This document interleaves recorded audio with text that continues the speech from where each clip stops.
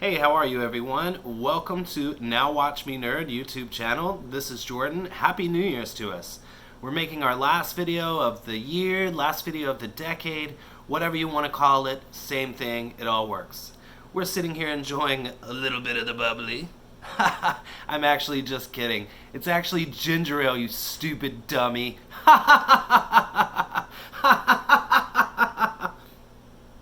Anyway, so I wanted to make a video for us to just kind of talk about my top 10 or so games of 2019. It was a great year for indie games, great year for new releases, great year for re-releases. So with the help of my friend here, Balenci Panda, we're just going to take us real quick through some of Now Watch Me Nerd's top games of 2019.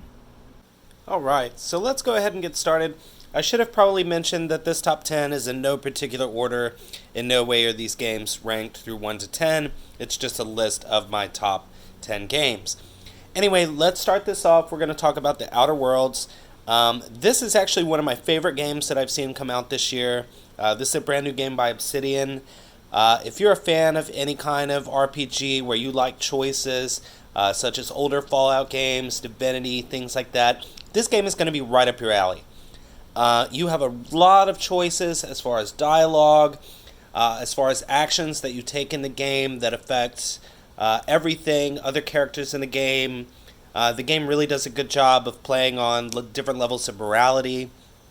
And there are multiple ways the game can end. It's made to be played through several times. So if you're looking for a game like that, you'd like a high choice in your RPGs, you like something that plays through rather quickly so you can do multiple endings, then this is probably a great game for you.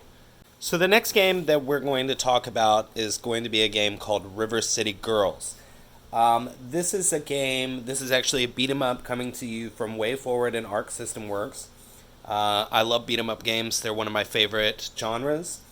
And this is actually a spin-off of the Kunio-kun franchise, which if you've ever played any of the River City Ransom or other River City games, you'll be very familiar with this franchise. I love this game. It lags a little bit, maybe at times in the story, but it makes up for it by just being a great beat-em-up game. The soundtrack is phenomenal. It's not a long game. It has a lot of great moves. Every different character has their own unique set of moves which you can purchase throughout the game. If you've ever played the original franchise, then it's going to have a lot of things that you're really going to love. And if you're just a fan of beat-em-ups in general, this is definitely a game that you're going to want to check out. Our third game shows that you don't have to have a big budget or be a AAA title to be successful or just to make a really fun game. We're talking about the myth, the legend, the goose, Untitled Goose Game. This is a game coming from a small indie company in Australia. It is not a long game. It is about 3 or 4 hours long, probably even shorter than that. But it doesn't need to be any longer because this game is fantastic. The whole point of this game is you're a goose that is a jerk, and you're here basically to just create havoc for everyone else. What's not great about that? What's not to love? The game is very colorful. It has a great kind of whimsical feel to it. I actually love the soundtrack, even though it's not anything really particular or bit to do about it. This is a great game. It's an easy game. It's fun to play with your kids. It's easy to just pick up and play for a little while. It's definitely something I would check out, as it is not a particularly expensive game either. So definitely check this out. A lot of fun. This next game is basically doesn't even need an introduction. Pokemon is the largest franchise in the world. So we're going to talk about the new releases for the Switch, Pokemon Sword and Shield. I'm a huge Pokemon fan, however, I haven't played in years. This is one of the first one I've played in a long time. And I have to say, this is probably my favorite Pokemon game that I've ever played. There are so many Pokemon in the game which people acted absolutely ridiculous when it came out, saying that there were not enough, that they can't believe they didn't release all of them in the game. Guys, there are over 400 Pokemon. You have brand new wild areas to wander around in where you can explore, catch all kind of Pokemon. The variety in this game is amazing. The story isn't amazing, but I enjoyed it. I've been playing a lot of hours post game. The game looks beautiful. There's a lot to do, so definitely check it out. If you've ever been a fan or played a Pokemon game or you've been thinking about it, this is probably a good way to get into the franchise, so definitely check this game out. The next game I want to talk about is a game called Bloodstained Ritual of the Night. This is a newer game by the creator of Castlevania Symphony of the Night called Koji Igarashi. This game was started on Kickstarter, had a huge following. I actually played a demo for this game a few years ago. Really hyped that it's finally out. The game is absolutely fantastic. If you're a fan of Metroidvanias or 2D side-scrollers, this is going to be a great game for you. A great level of darkness to it. I love kind of like gothy kind of side-scrolling games like that. So if you're a fan of the Castlevania franchise or a fan of Metroidvanias or 2D side-scrollers, then this is going to be something you're definitely going to want to check out. Our next game we're going to talk about is actually a free game that comes with your annual subscription service for a Nintendo Switch, and that is Tetris 99. And you're probably thinking, Jordan, Tetris has been out forever, you stupid idiot. Well, that's true. But one of the great things, it's like, how can I make Tetris any better? Oh, I know. Let's add a battle royale system to it. So now you have 99 other people playing against you while you're playing Tetris, as if Tetris wasn't frustrating enough. So not only can you attack other players can attack you. You're constantly sending people pieces that you don't want. And as the game progresses, with like any other Tetris, it gets faster. And the game is really a lot of fun. And they're constantly doing events for it. They do these things called the Maximus Cup. They have tournaments, things like that. So for a free game, I mean, what can you complain about? It's free. Go play it. So this is probably another game that people are going to be like, hey, this game didn't come out last year. This is an old game. You can't talk about this. Well, yes, I can. So we are going to talk about the new expansion for Final Fantasy XIV called Shadowbringers. This is actually one of my favorite games I have ever played. It's my favorite MMO, hands down. I will go as far as to say it is the best Final Fantasy game that exists. Just for the sheer content alone, just because they're still expanding the game, there is a dedicated fan base of people who play this game, and it is just so immersive. There's so much to see and do in the game. Like, almost anything you can think of exists in the game. And this expansion really adds a lot. It adds a whole new layer. People are saying this is one of the best stories that Final Fantasy has actually done, as far as story or plot-wise. So definitely check it out. It's definitely one of the best MMOs of the last decade or so.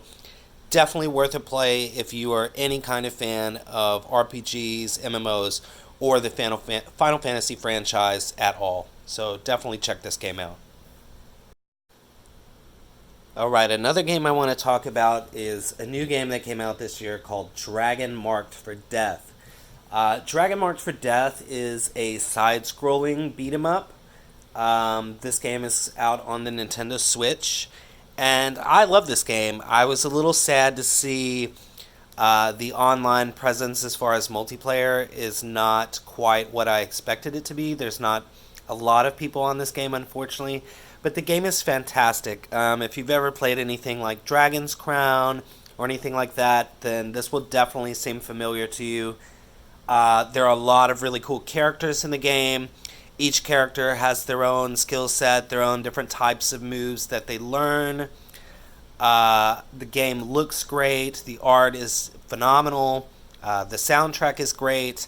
If you're looking for a great game to play with your friends, just something to go through and beat up different people on different levels, this is probably something that's going to be up your alley. So definitely check this out. All right, one of my favorite franchises we're going to talk about, Toe Jam and Earl. Back in the groove, baby. I love Toe Jam and Earl. This has always been one of my favorite franchises since I was a little kid. Me and my cousin played the absolute heck out of Panic on Funkatron when it was out for the Sega Genesis. I love that they stayed really close, really traditional to the way the older games were. If you ever played the franchise before, if you played any of the older games, this game is going to feel really familiar to you. It's a lot of fun. The soundtrack is super funky. The game is about some funky aliens trying to fix a ship that they broke, trying to impress some girls. I mean, what doesn't sound fun about that? So definitely check it out. It's a really cool old school style game. Really, they did a phenomenal job of updating it into the current decade. So definitely have a look at this game. It is fantastic. And the last game we're going to talk about is a game called Samurai Showdown. Come on, you didn't think I was going to get through 2019 without talking about at least one fighting game, did you? Samurai Showdown is also known as Samurai Spirits in Japan. If you've ever played any of the other Samurai Showdown games or any other games in the franchise series, they are phenomenal. This is a fantastic game. This actually takes place between the events of the 1993 game and Samurai Showdown 5. So if you're familiar with the franchise, kind of gives you an idea of where this game falls within the storyline. I love this game because as a fighting game, it's almost like fundamentals to me. It's not as combo driven for me, which this is a game I really enjoy. I love the weaponry in the game. I love the soundtrack. I think this is a great fighting game. I think if you are just looking for a really well-balanced fighting game, this may be the game for you. Well, I would say that was both a hoot and a holler, everyone. That was my top 10-ish games for 2019. And thank you, everyone. Thank you for watching our videos. Thank you for subscribing. It's because of you guys that we keep making content for you. I can't wait to make new videos in the next year. Hopefully 10 years, another decade from now, we'll be making videos for you. And it's just going to get to a point you're going to be like, Jordan, stop. This content is too much. It's too great. We can't handle it. And I'm going to be like, no, we won't stop because we can't. Thank you so much, everyone. Cheers. Happy New Year to you all. And as we always say, in 2019 and beyond, peace.